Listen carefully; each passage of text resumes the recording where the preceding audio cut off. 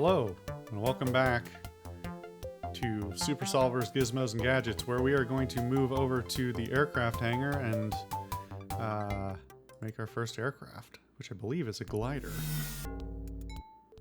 Oh, it's a blimp, I forgot. Alright, let's do this thing. I don't think I mentioned it yet.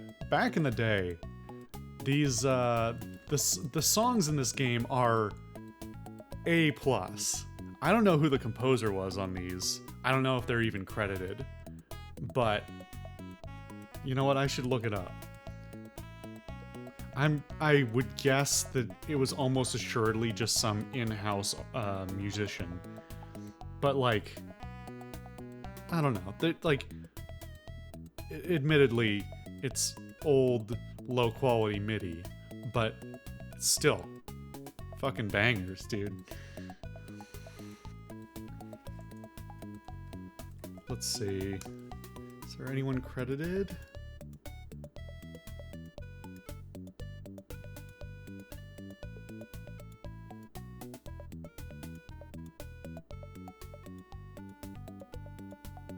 I don't see anybody immediately credited, so... Well, I might have to look that up later, but man, the songs are great. They're just like a little funky, like they're not manic, they're just kind of like you feel like doing work. You know what? I need like a playlist of the songs from my childhood that are unreasonably catchy.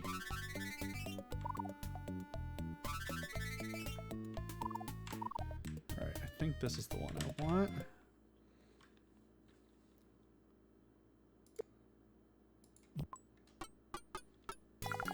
Mouse is too sensitive for this window. Oops. I'm trying to click on shit.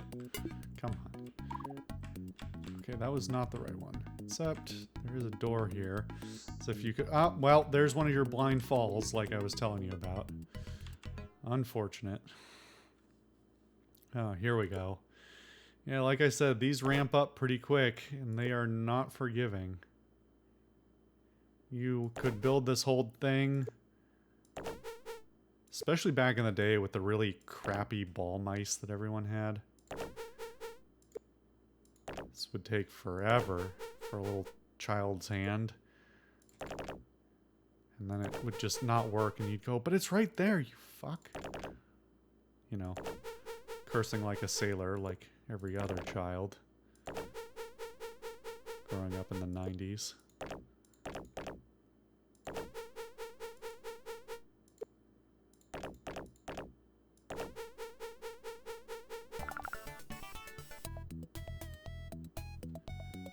Okay, so I want to go up and to the door with the little screen on it, so it's the one off to the far right there.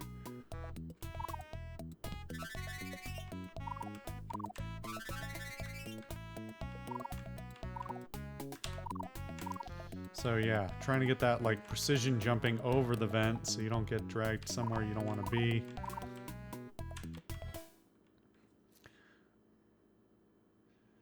This is actually the first one of this kind we've really had. Trying to figure out these simple machine puzzles. Some of them are pretty simple, but especially, like, this is a relatively advanced concept for a game that was mostly targeted at, like, elementary schoolers.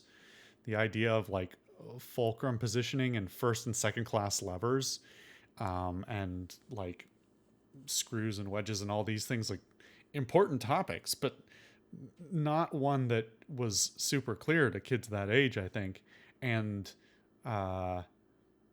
trying to figure out like what the placement is as well. It's surprisingly finicky.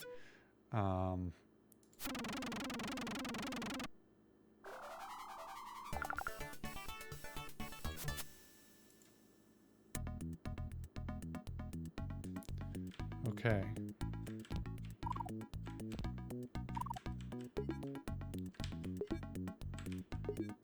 Medium thickness envelope. Shoot the beach ball. I So I think the difference between I could be totally off, but this game is also super poorly documented despite how many kids played it. The version I recall playing, which was not the DOS version, it was the CD version, I believe had voiceover that would read those sections out to you. I could just be hallucinating that, but I swear that was a thing. It was like it sounded like just like a young woman's voice. Like I can hear the inflection. Shoot the ball into the flashing hole. Yeah, so class 3 lever. What fucking kid knows about class 3 levers?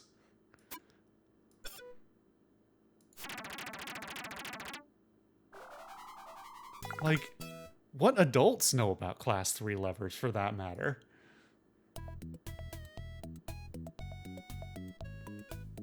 Anyway, I digress. This game's weird. There are a whole bunch of other games in this series as well. I don't know. This was not the first one I played because technically, the Learning Company made a whole bunch of different educational games. And I think the first one I ever played was probably one of the Reader Rabbit games.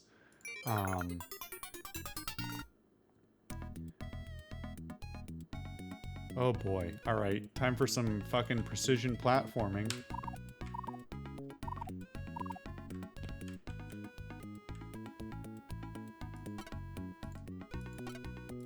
Racing bee. Alright, well, if we can't get the butterfly, we'll have to go with the bee. Keep getting banana. Wait, yeah, we got bananas, even though there are no chimps. Alright.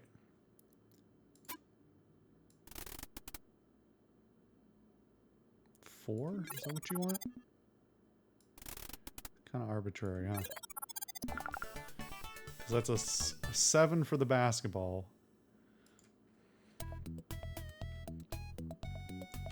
Okay, so I need to go back up to there and drop through.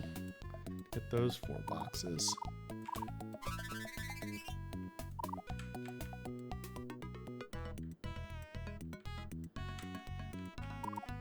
Actually, I'm going to go through this door to get that box on the outside.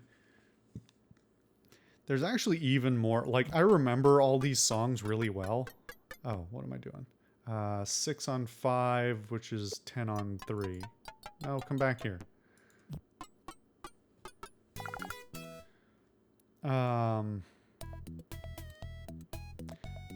There's a bit... I remember all these songs really well. Or really specifically, but there's actually more variation in some of the instrumentation than I recall.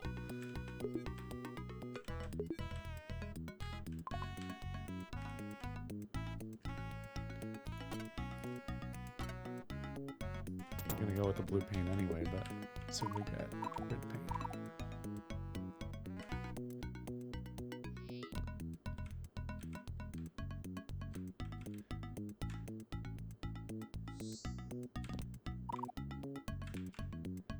Okay.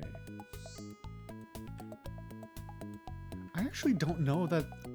Now that I'm listening to it, because it's happening during transitions, I'm not sure. That could be a bug with the Sound Blaster emulator.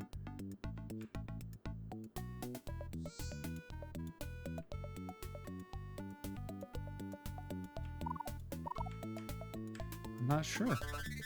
Huh. I wish I could get the old CD. So I have an ISO of the CD, a CD that I owned. Before I moved out to go to college, I took ISOs of all my old games because I didn't want to take my CDs to college. And just because I was at it, I did like all of my CDs. And one of the games was the original CD version of this game. I cannot figure out for the life of me how to make it run. I'm sure if I hung on wires, God, no, get that out of here. That's better. I cannot figure out how to make it run. It's a Win32 program, but it is so old that the libraries it needs are not available on modern Windows systems. Never worked on Windows 7, doesn't work on Windows 10. I am pretty sure that I could... Oh, am I an idiot? Did I pick up the wrong thing? Or drop the wrong thing? Anyway. Oh no, piss paint.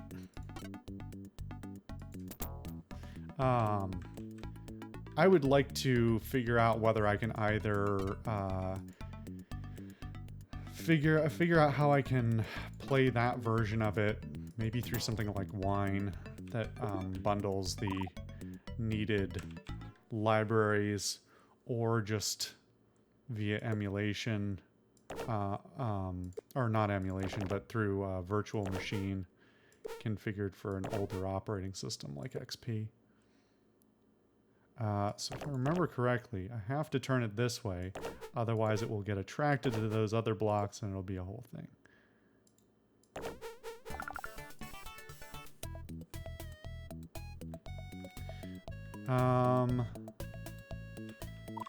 You know what, let's give this once more over and then we'll give it a test run. I know there are better parts available, but you don't have to have the very best parts in all classes to win. Ah.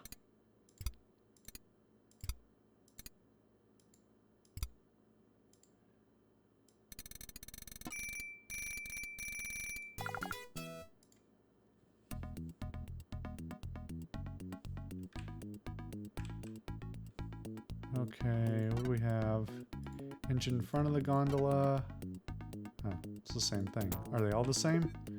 Engine behind the gondola. I think that engine behind is better, right? Why? I don't know what the internal logic is of this game, honestly. Alright, let's take a crack at these boxes up here, and then that'll probably be enough. Oops. Okay, they're going opposite ways, so that should do it. Even though this is not really accurate, because if you have different sized gears like that, it's not just the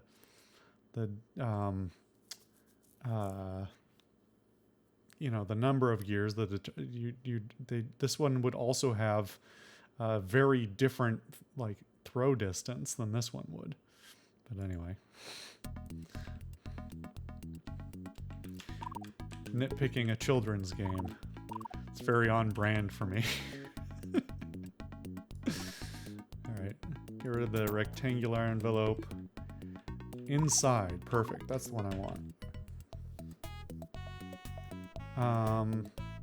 I could go looking for more, but honestly, yeah. Return to the technology center, everything you've done. Yes? Wait, does that send me outside? Ah, no. Okay. So... Oh, it actually puts you back where you were. So that is like a save and continue. I thought that was going to send me back to the top.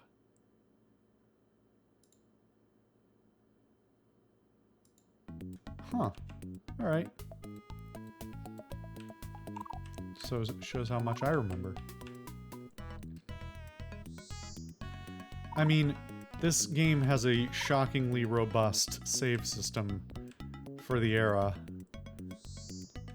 let alone compared to games that would, well, it's a shockingly robust save system for a game, even a relatively modern game, let alone one of this era. That's what I'm trying to say. All right, narrow envelope. Gondola inside. Gone. Engine behind. Hell no. We're painting this bitch. Get that out of here. We're gonna go... You know what? Nah, I'm going with rainbow. We're doing rainbow. Fuck that angry ass penis looking bee. I dare you to look at that bee and tell me it's not a penis. Fuck you, Morty. Punk bitch. I'm the best at blimps.